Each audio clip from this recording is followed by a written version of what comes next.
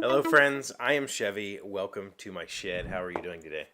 How's life in your world? I hope everything is good. It's been a couple of beautiful days here, so everything's good here. And today I received an interesting email. The Little Caesars situation is not over, and so I thought I'd share it with you. I still haven't got back the money from my main bank.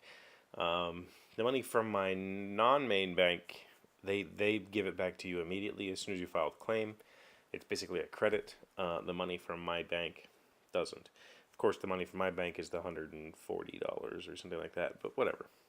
I'll get it eventually. I've already filed the claims. The point is, though, I tweeted about this. Obviously in today's social media outrage age, the way to get in contact with a company is not through directing yourself towards them. It's through just complaining about them on social media. And so that's what I did. I shared my thoughts about the situation on social media, and they got in contact with me and asked me to give them some more details so that we could fix it. And I did that. And I was contacted by one of the reps, and they said that they would just delete my account because I told them they had changed my account stuff I couldn't get in. And they said they'll delete it. So I get this email today from support, and I'm not going to show you the email. You could see that this person was some sort of director or something as part of customer service. This went through a few levels to get to somebody who was supposed to delete the account, but instead just reverted it to my email. Which is not what I wanted, but that's fine. It'll work for now. I'm not going to use this account again, so I don't care. But I thought I'd show you. So here's what we know about the person who hacked my account. First of all, they identify themselves as Muhammad. That makes sense. And their phone number is 612-455-4462. I have not called that phone number. They used my email. Sure, that's fine. And the interesting thing about this screen is I now am able to confirm that you can just change your account email, which is also the account's login. And to do that, you just have to type in the password that you just typed in. Makes no sense. I get the laziness of it is well, if you're on a shared computer, then somebody can't just change your email. That's also kind of crap. So in this particular instance, they were able to change my email and my phone number without me ever being notified. That's the significant point. It's not like they changed my email and then I got an email to my old address saying, hey, your account's been updated. It doesn't do that. It just goes to the new stuff. So they were able to take over my account without even me being notified at all. And if you're curious to know what a $97.55 pizza order looks like from store number 1645004 966B Prairie Center Drive, Eden Prairie, Minnesota, you get some 4 orders of wings, 4 cheese pizzas, 4 Italian cheese bread, 4 make it a meals, which is crazy bread and sauce and Pepsi, and then a bunch of buffalo dip.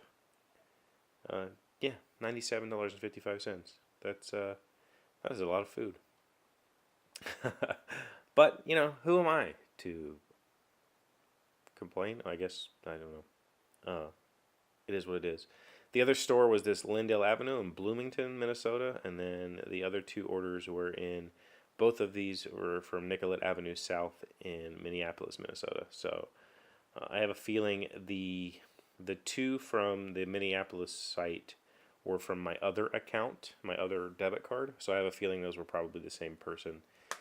Somebody was sharing my login information. Somebody gets this account, shares it. I have since, made sure that anything that has that email associated with it, the password has been changed. I have 2-factor already on that email. They can't get into that email if they want to. So 2-factor is already turned on there, and there's a whole bunch of other security measures. So, it's a learning lesson.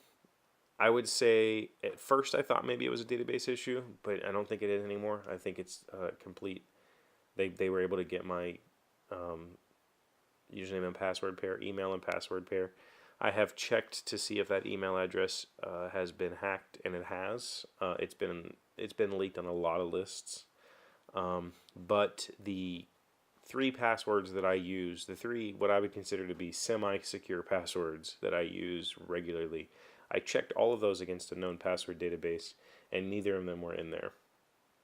So how this information is out there, I'm not sure, but somebody got it and figured it out. So I have since gone through and sanitized all of my stuff, and it's just a lesson learned. Hopefully I'll get the money back soon, but I wanted to share with you kind of my thoughts on the whole situation. It sucks, use secure passwords. I get lazy sometimes with sites like that. One of the lessons I've taken away is if I were to order online from Little Caesars again, I would not save the debit card. You can enter a card every time, and that's probably what I would do. I only have my debit card saved on a few select sites, and those sites all have 2-factor authentication and a whole bunch of security measures in place. So I'm not saying it's impossible to get past 2-factor, but it makes it way, way more complicated for somebody than it's probably worth. So they would have to basically have my phone or a way to spoof my phone, just whatever. And if they have my phone, they just have all the apps and they just do whatever they want. So that would be terrible. Lesson learned. I hope it doesn't happen to you.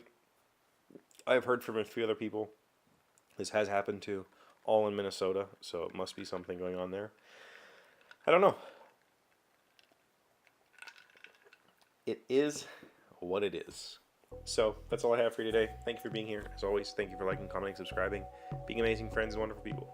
I appreciate you, and I will see you tomorrow.